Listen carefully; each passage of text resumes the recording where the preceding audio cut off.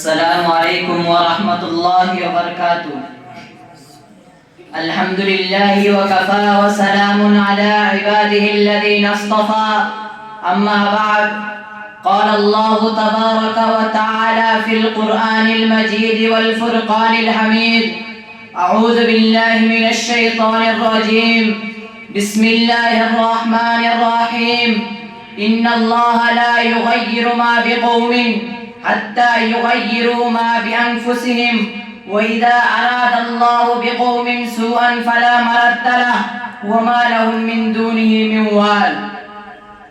صدر باوقار، مہمان اعظام، اساتذہ کرام اور میرے عزیز ساتھیوں، میں آپ کے سامنے ایک انتہائی حساس موضوع پر لب کشائی کی جسارت کر رہا ہوں، اور وہ موضوع ہے مسلمان پریشان کیوں.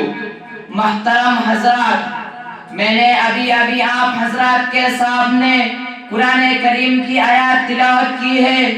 اس آیت کا ترجمہ یہ ہے کہ بلا شبہ اللہ رب العزت کسی قوم کی حالت اس وقت تک نہیں بدلتا ہے جب تک کہ وہ قوم خود اپنے آپ کو نہ بدل لے، اور جب اللہ تعالی کسی قوم پر آفت مصیبت نازل کرنا چاہتا ہے تو پھر وہ واپس نہیں لوٹتی اور اللہ کے سوا کوئی مددگار نہیں ہوگا. اللہ تبارک و تعالیٰ اپنے مہربانی اور نگہبانی سے جو ہمیشہ اس کی طرف سے بندوں پر ہوتی رہتی ہے، کسی قوم کو محروم نہیں کرتا جب تک کہ وہ اپنے روش اللہ کے ساتھ نہ بدل لے. اور جب کوئی قوم اپنے روش خود بدل لیتی ہے تو خدا کی طرف سے آفت آتی ہے، پھر کسی کے ڈالے نہیں ٹلتی اور نہ ہی کوئی مدد اس وقت کام آتی ہے. حضرت سامعین، جب تک مسلمان خدا کے قانون کے مطابق چلتے رہے اور اپنے آپ کو خدا تعالیٰ کے حکم کے تابع کر رکھا تھا، اس وقت تک مسلمانوں کا عروج تھا.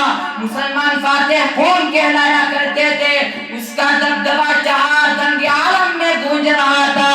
مسلمان کا نام سن کر غیروں کے تاج تخت لرز اٹھتے تھے.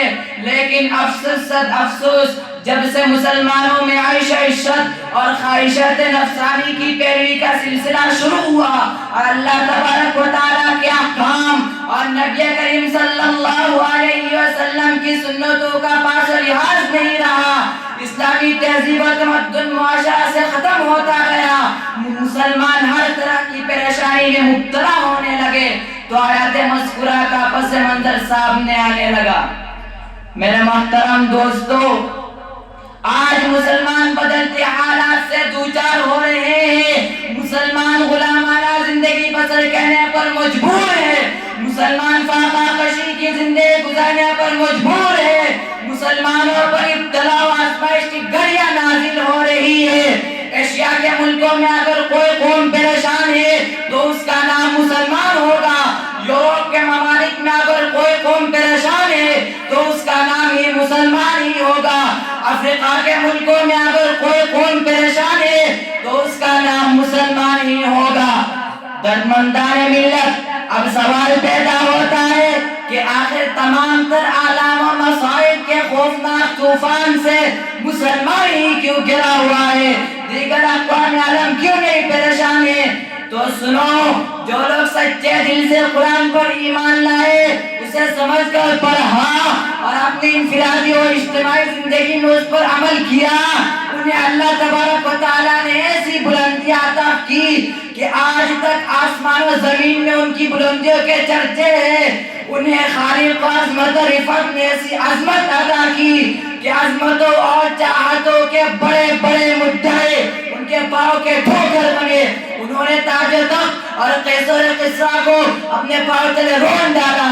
وہ عرب کے بدو تھے، صحرا کے باشندے تھے، اونٹوں کے چرواہے تھے اور علم و حکمت سے خالی تھے، دنیا کی نظر میں حقیر و ذلیل تھے.